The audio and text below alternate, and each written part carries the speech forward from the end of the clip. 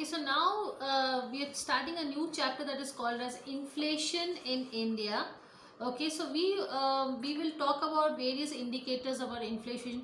Inflation. Now, understanding inflation is very important. Now, let's talk from back to basics. Okay, so let us write back to basics. Okay. Now, when you talk about in 1947. Okay, so like when India got its independence, the Indian economy was suffering from very low growth. There was very huge poverty, and there was a lot of resource shortages. Okay, the salary was very average, and India was very low. The salary of Indians, most of the Indians in 1947, the salary was very low because, as I said, there was huge poverty. You can ask your grandparents or your great grandparents, who were born in the 1950s, so they can tell you, like, how much. Now if you see, compare from 1950 to right now to 2020, you see that an average Indian will be earning 100 times to what they used to earn in the year 1950s. Okay, so before understanding this, now if you talk about a Delhi Mumbai ticket which was costing in 1950, it's almost costing more than 1,000 rupees or whatever it was costing. Okay, so that is why, if you say, even if you talk about rupees, if you talk about dosas, that was 50 paisa, now the dosas cost you 20 rupees or 25 rupees.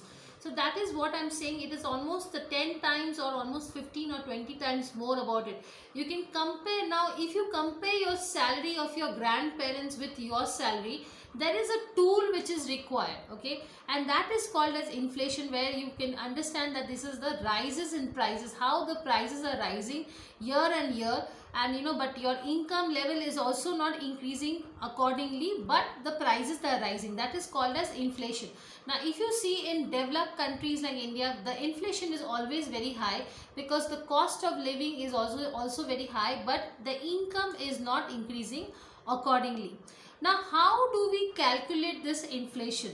Okay, so that is a very important thing. So if you want to compare the salary of your grandparents, we need some measurement where we can compare the purchasing power, like how much could they purchase in their times, and how much can we purchase. Okay, so this measure of purchasing power, okay, or that can perform the task is called as consumer price index. And I already told you that inflation is the rises, or the prices are rising high. But so these are the certain indicators which we are going to talk about the chapter. The first one we are going to talk about to compare, to see that how we can compare from 1950 to 2020. And who can compare this? As I said, the consumer price index. So what is a CPI? Let's have a look about it. So let me clear this.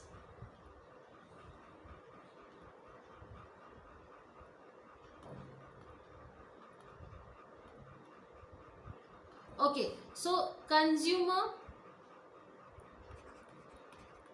price index, or it is also called as CPI. CPI. Okay, so what is it? What is the definition? It is used to monitor changes in the cost of living over time. Okay, so how the living has been changed by time and time, from 1950 to 2020, how the change has happened, especially of your cost of living over time. Who will show us this? That is the consumer price index. Okay, now very important point is, when the CPI rises, the average Indian family has to spend more goods and services in order to maintain the standard of living.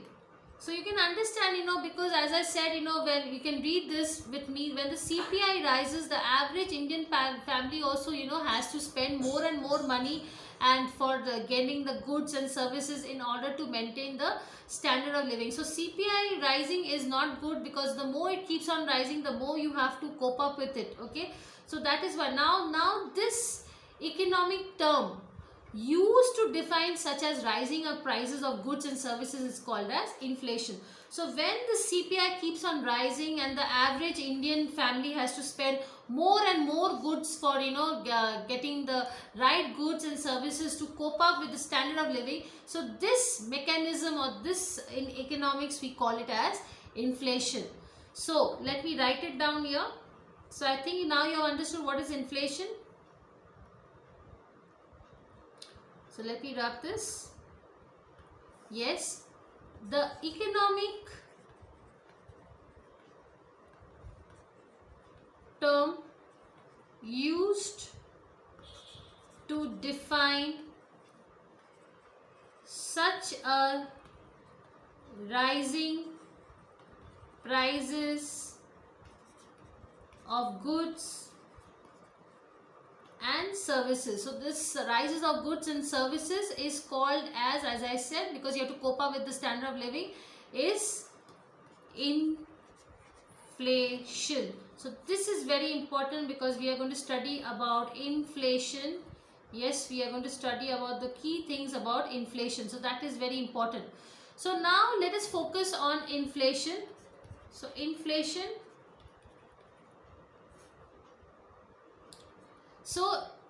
So it is when the overall general price level of goods and services in an economy is increasing.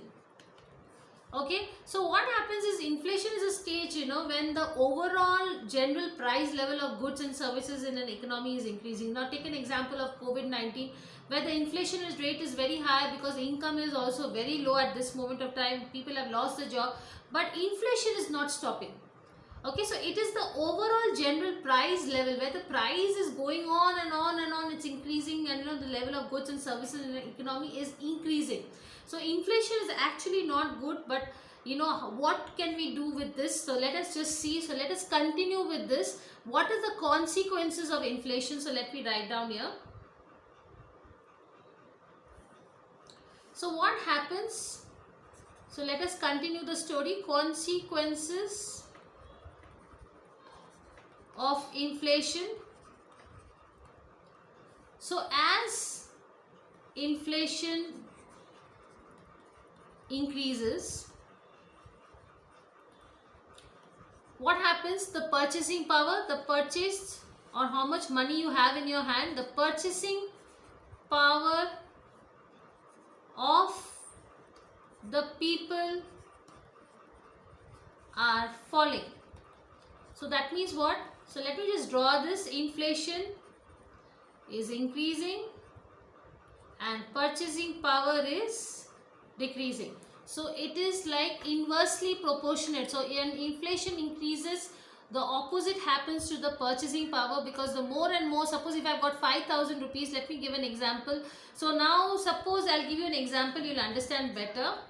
If the inflation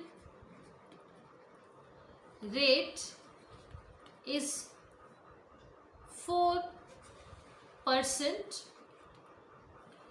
then a basket of